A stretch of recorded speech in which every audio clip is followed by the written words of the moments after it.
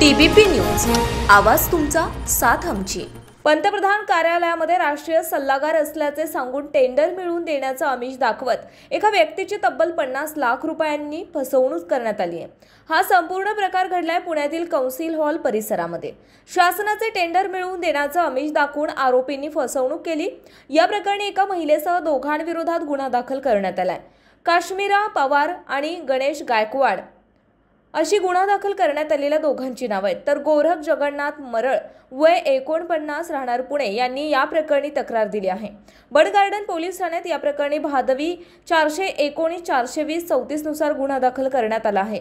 पोलिसांनी दिलेल्या माहितीनुसार फिर्यादी आणि आरोपींची कुठल्या तरी कारणावरून ओळख झाली होती।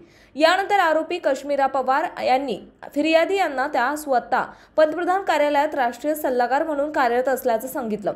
शासकीय टेंडर मिळवून देतो अशी बतावणी सुद्धा काश्मीराने केली आहे। विश्वास संपादित व्हावा म्हणून आरोपींनी फिर्यादी यांना थेट पुण्यातील विधान भवनात भेटण्यासाठी बोलावलं आणि त्यांच्या व्हॉट्सअपवर शासकीय टेंडरचे बनावट कागदपत्र सुद्धा पाठवले। टेंडर मिळवल्यानंतर पैसे कमवता येतील या भावनेतून फिर्यादी यांना विश्वास बसला। टेंडर मिळवायचं असेल तर पैसे भरावे लागतील असे सांगून आरोपींनी वेळोवेळी फिर्यादी यांच्याकडून रोख स्वरूपात तसेच RTGS द्वारे 50 लाख रुपये उकळले। एवढी मोठी रक्कम देऊन सुद्धा टेंडर मिळत नाही आणि आपली फसवणूक झाली आहे हे लक्षात येताच फिर्यादी यांनी पोलीस ठाणे गाठले आणि तक्रार दिली। त्यानंतर बड गार्डन पोलिसांनी या प्रकरणी गुन्हा दाखल केला असून पोलीस उपनिरीक्षक गावडे अधिक तपास करतायत। आपल्या भागातील महत्त्वाच्या आणि ताज्या बातम्या पाहण्यासाठी आजच टीबीपी न्यूज चॅनलला